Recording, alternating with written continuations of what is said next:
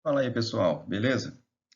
Dando continuidade à nossa disciplina de anestesiologia de pequenos, né? Na semana passada foi a nossa prova e agora vamos dar continuidade, né? Nós estávamos falando sobre anestésicos locais, então já iniciamos e já falamos algumas coisas sobre os anestésicos locais, classificação farmacológica, farmacocinética, enfim, já abordamos isso com relação a eles. O que nós iremos ver hoje são as principais técnicas de anestesia local, ok? Então é sobre isso que nós iremos trabalhar hoje. Então, olha só, por que eu vou utilizar um anestésico local? Quais são as principais técnicas anestésicas locais? Principalmente também para anestesia tópica. Mas espera aí, anestesia tópica? Anestesia tópica onde? Por exemplo, ó, mucosa oral, mucosa nasal, qualquer tipo de mucosa. E aí, no caso, nós iremos utilizar anestésicos ou em forma de gel ou em forma de spray, só que já adiantando. Essa anestesia local, no caso, uma anestesia tópica em mucosa oral, mucosa nasal, elas não são muito efetivas, ok? Então, elas não funcionam, por exemplo, para se fazer qualquer cirurgia mais invasiva nessas regiões, ok? Já uma anestesia tópica ocular, ela é bem-vinda no caso. O anestésico que nós utilizamos é a tetracaína, né? Utiliza-se topicamente lá em forma de colírio, pinga-se o anestésico diretamente no olho do animal e a partir daí eu já começo a ter a dessensibilização do local. Então, tirando essa anestesia tópica ocular, o restante, por exemplo, passar um anestésico na pele, vai tirar a sensibilidade da minha pele? Não, não vai, ok? Então, pele, mucosas, quaisquer mucosas, esses anestésicos, eles não funcionam, não tira a sensibilidade do local, ok? E aqui, só ilustrando para vocês, né, uma anestesia tópica ocular, no caso, foi pingado uma gotinha de anestésico local lá no globo ocular do animal, para quê? Para fazer um procedimento, para fazer um exame, no caso, não é isso? Essa caneta que vocês estão vendo aqui é chamada de tonopen. Ela serve para mensurar, para medir a pressão intraocular. Então, para isso, eu preciso encostar a ponta dessa caneta diretamente sobre a córnea do animal e fazer uma certa pressão, certo? Uma leve pressão, lógico. Mas eu preciso fazer isso. Se o animal tiver a sensibilidade corneana preservada, ele não vai permitir que isso aconteça. O primeiro reflexo que ele vai ter é piscar, fechar este olho, né, e retirar a cabeça, enfim, assim por diante. Quando eu falo em anestesia tópica, é para esses procedimentos, ó, para poder fazer um exame, no caso, um procedimento de mensuração de pressão intraocular. Logicamente, se eu for fazer alguma cirurgia ocular, aí meu paciente precisa estar anestesiado, ok? E aí os anestésicos locais são amplamente utilizados para isso que nós chamamos de anestesias infiltrativas. Então, quer dizer que eu vou infiltrar, eu vou injetar esse anestésico diretamente no local que eu quero, não é isso? E aí nós temos infiltrativa intradérmica, subcutânea, uma profunda, uma circular, que é o que a gente vai ver. Quais são as indicações dessa anestesia local infiltrativa? Vamos pensar que o nosso paciente tem um nódulo pequenininho, logicamente, e eu preciso retirar este nódulo e mandar para histopatológico para descobrir o que é. Então, tudo bem, eu posso sedar o meu paciente, tranquilizá-lo e utilizar um anestésico local para retirar este nódulo, não é isso? Olha só, então está aqui, ó, retirada de nódulos, suturas, quaisquer suturas de maneira geral, excisão de tumor, só que, logicamente, se é um tumor um pouco mais desenvolvido, o paciente precisa estar anestesiado, né? Anestesiado geral no caso. Então, aqui são só algumas indicações para essa anestesia infiltrativa junto com uma anestesia geral no caso. Então, aqui ó, nós conseguimos visualizar dois tipos de anestesia local infiltrativa, né? Uma anestesia local infiltrativa chamada de anestesia local infiltrativa circular, ó, isso daqui é o trajeto da agulha, né, infundindo o anestésico de uma maneira circular, em volta de algo que você queira retirar, né, no caso. E aqui na imagem do lado direito é um outro tipo de anestesia infiltrativa, só que é uma anestesia infiltrativa profunda. Ó. Vamos imaginar que isso daqui é o tumor ou é o nódulo que você queira retirar. Olha só, com a agulha você injeta o anestésico local superficialmente, né, ó, faz um quadradinho, e injeta ele também profundamente, para você dessensibilizar toda essa região superficial e dessensibilizar também a região mais profunda, ok? Tenho dose, ou melhor, tem um volume que eu posso administrar com relação a essa anestesia infiltrativa. O volume ele é empírico, logicamente. Lógico, eu não vou administrar uma quantidade gigantesca de anestésico num animal, porque isso, a hora que for absorvido, poderá intoxicá-lo, ok? Mas isso daqui é um tipo de anestesia infiltrativa, circular e profunda. E temos também as nossas anestesias perineurais. Quando a gente fala em anestesia perineural, significa que eu vou injetar esse anestésico em volta de algum nervo. Então, tá aqui, ó, deposição desse anestésico ao redor de qualquer nervo. Então, eu posso utilizar para membros anteriores, membros posteriores, a gente vai ver isso daí. Forames supra- e infraorbitários, isso daqui é utilizado para realizar procedimentos cirúrgicos oculares, né? No caso, em equinos, ok? Então, toda aquela área suprida por aquele nervo, eu vou dessensibilizar, eu estou causando uma anestesia local naquela região. É igual você dormir em cima do seu braço e acordar com o braço dormente. Pronto, você causou uma anestesia, você causou uma compressão do nervo, né? Que vai para o teu braço, que causou essa sensação que causou essa dessensibilização, no caso. Então, quais as principais ou as principais técnicas de anestesia perineural? Então, tá aqui, ó, uma anestesia intercostal. O próprio nome já está falando entre as costelas, não é isso? Então, olha só, nós vamos depositar esse anestésico local no bordo caudal da costela. Vou tentar fazer um desenho, ó. Vamos imaginar que essas daqui são as nossas costelas, ok? Nós estamos visualizando um animal, estamos vendo este animal numa vista lateral. Deixa eu apagar isso daqui, vou fazer ela melhorzinha aqui. Ó. Então, pronto. Vamos imaginar que aqui é a região cranial e aqui é a cauda do animal. Então, quando eu estou falando em borda caudal da costela, eu estou falando nessa região aqui, ó. Caudal, a nossa costela. Então, eu venho aqui e faço a deposição do meu anestésico local. Consequentemente, eu estou dessensibilizando uma grande região, ok? Então, aqui está escrito, ó, bloqueio de pelo menos 2 espaços intercostais. Para que eu vou utilizar essa anestesia intercostal? Fraturas de costela, onde será estabilizada, ou procedimentos cirúrgicos, onde eu vou acessar a cavidade torácica. Então, acesso à cavidade torácica para fazer algum procedimento cirúrgico, que seja, né? Ou aquele paciente que chegou politraumatizado e tem fratura de costela, ruptura de musculatura intercostal, abertura de cavidade torácica, é para isso que nós vamos utilizar esse tipo de anestesia, né? E, logicamente, para retirar qualquer tipo de tumor localizado lá na parede costal. Eu vou mostrar um desenho agora nesse próximo slide, ilustrando isso que a gente acabou de conversar. Então tá aqui, ó, né, ó, nossa anestesia perineural, porque nós estamos injetando esse anestésico ao redor de um nervo, no caso a nossa anestesia intercostal. Olha o desenho aqui, né? Então aqui é a região cranial e aqui é a região caudal, lógico. Então nós estamos vendo a costela e olha onde esse anestésico vai ser depositado, bordo caudal dessa costela. Por que ele vai ser depositado ali?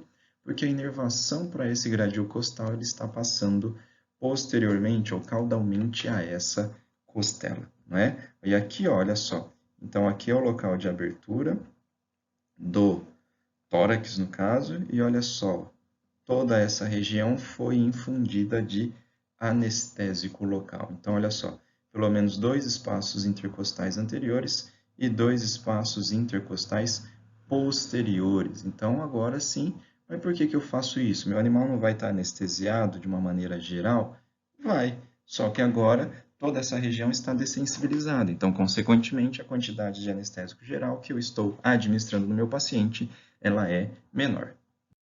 E aqui um outro tipo, né, de anestesia perineural, aquela anestesia perineural que é feita no nosso plexo braquial. O que é o plexo braquial? Todos os ramos nervosos que vai para o membro torácico, então, braço, antebraço, a região de punho, dos dedos. Então, toda essa região é inervada pelo nosso plexo braquial que está saindo lá da medula espinal, não é isso? Então, aqui está ilustrando exatamente onde que você vai infundir o seu anestésico. Você vai sentir o tubérculo maior do úmero, não é isso? Sentir o tubérculo maior, então quer dizer que aqui eu tenho úmero e aqui eu já tenho a escápula, né? Essa articulação escápulo-humeral é a região onde você vai palpá-la e vai introduzir a agulha. No caso, introduziu a agulha, aí você pega o anestésico e começa a infundir.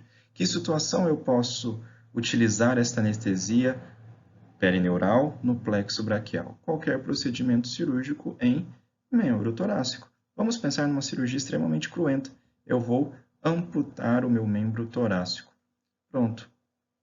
Para isso, eu vou dessensibilizar, tirar toda a inervação deste membro. Ou então, meu paciente é um paciente debilitado, tem uma fratura em rádio iuna. Eu quero deixar ele numa anestesia mais superficial. Então, vamos lá, vamos fazer um bloqueio anestésico do plexo braquial e aí, assim, vamos estabilizar esta fratura. Então, aqui só ilustrando a mesma coisa que nós conversamos, né? Então, aqui o tubérculo maior, a cabeça do úmero está aqui, e aqui a nossa articulação escápulo-humeral, cavidade glenoidal e assim por diante. Então, é aqui que a gente sente com a palpação, introduz a agulha e injeta ou administra o anestésico local. Com relação a isso, todo o membro torácico ficará dessensibilizado. Um outro exemplo de anestesia perineural, né, é o bloqueio peribulbar, ao redor do globo ocular. Então, olha só, aqui eu tenho o globo ocular, musculaturas extrínsecas desse globo ocular, mas todo mundo sabe que depois eu tenho, através do canal óptico, um nervo chamado de nervo óptico. Então, olhem a agulha. Ó. A agulha foi passando por toda a órbita, chegou aqui e vai depositar o anestésico em volta deste nervo óptico. Quais situações eu vou fazer isso? Quando eu quero causar ou quando eu quero fazer a enucleação nesse paciente, logicamente. Eu dessensibilizo essa região e consigo retirar o globo ocular tranquilamente. Um outro tipo de anestesia perineural é a anestesia testicular. Então, olha só, vou fazer uma orquiectomia. Então, eu injeto anestésico local dentro do testículo, dessensibilizo todo ele e quando eu retiro, meu animal não tem tanta dor ou não tem tanta sensação dolorosa.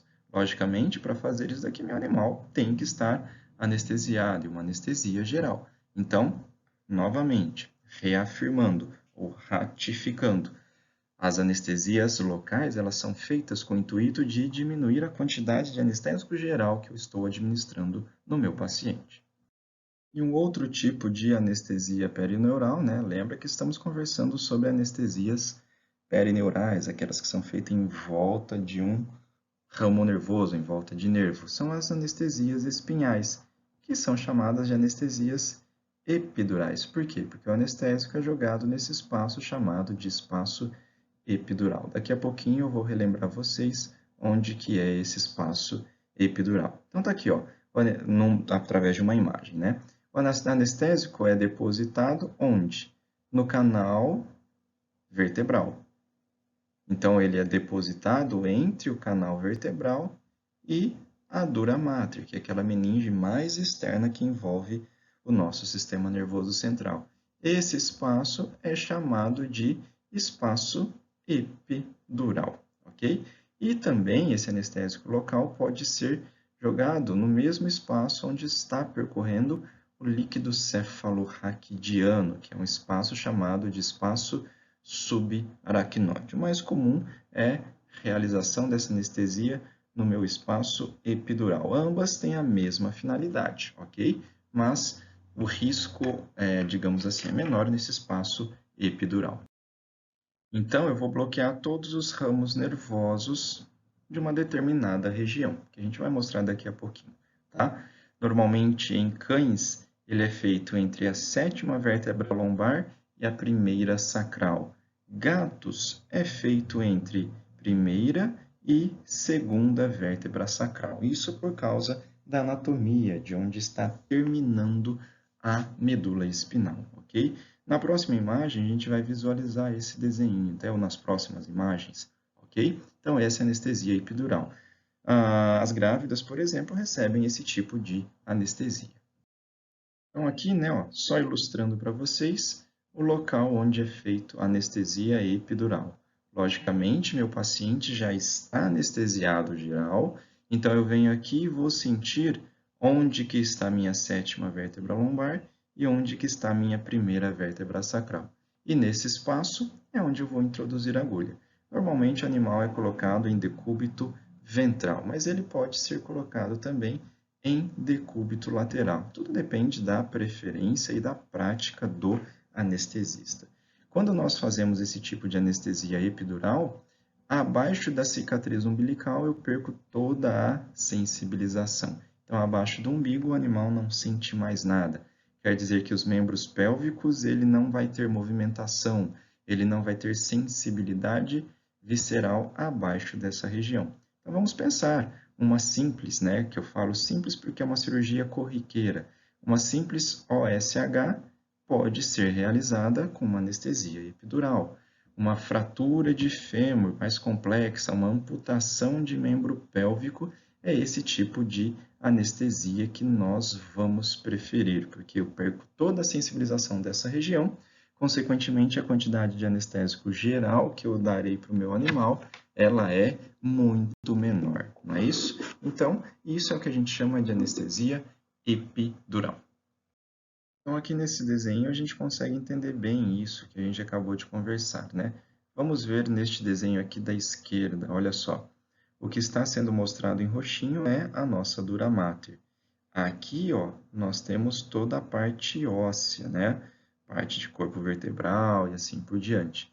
Então, esse espaço entre o osso e a dura mater é chamado de espaço epidural, que é onde vai ser depositado o anestésico. E vocês notem que aqui nós temos os ramos nervosos saindo. Então, consequentemente, eu vou bloquear todos esses ramos nervosos, né?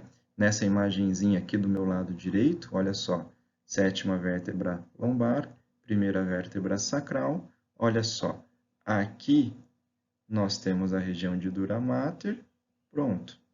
E agora o anestésico vai ser depositado nesse espaço chamado de espaço epidural, ou espaço chamado também de espaço extradural, certo? E aqui estão mostrando alguns ligamentos, né? O ligamento supraespinhoso, interespinhoso e um ligamento chamado de ligamento amarelo. A hora que você perfura esse ligamento, você sente um certo estalar.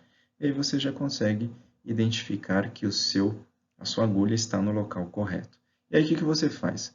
Coloca uma gotinha do anestésico no seu mandril, né, na sua agulha, e o que vai acontecer com essa gotinha? Se você estiver no espaço epidural corretamente, essa gotinha ela vai ser sugada para esse espaço epidural.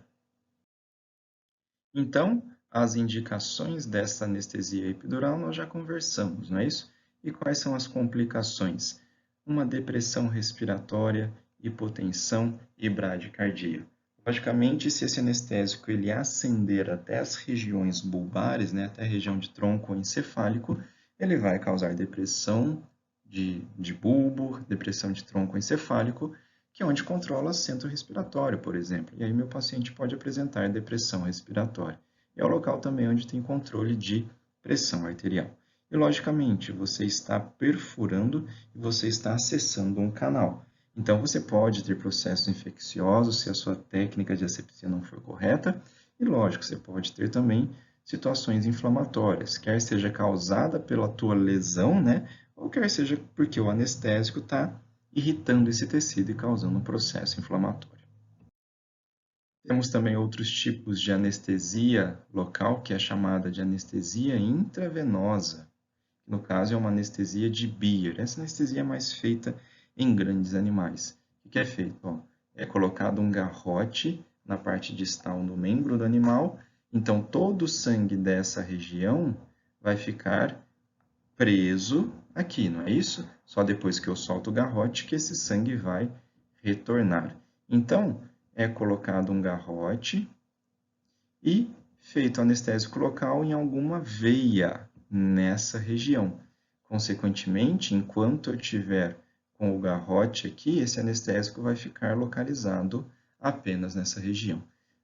Situações lá das unhas, né, dos cascos dos animais, onde vai se fazer algum procedimento cirúrgico, é indicativo fazer essa cirurgia ou essa anestesia intravenosa. Em pequenos animais, isso não é realizado. E, logicamente, temos também uma anestesia intraarticular. Então, são outros tipos, outras técnicas de anestesia local. Então, aqui, né, só ilustrando para vocês, uma anestesia local intraarticular, ok? Feita para a deposição desse anestésico intraarticular para tirar a dor, tirar a claudicação, melhorar a deambulação do animal e assim por diante. Não é isso? Então é isso, pessoal. Essas são as técnicas anestésicas locais que faltava para a gente ver, sendo que dos fármacos nós já observamos, ok? Qualquer dúvida, estou à disposição. Vocês conseguem me achar via e-mail, via WhatsApp, enfim, qualquer dessas mídias sociais. Beleza? Grande abraço, galera.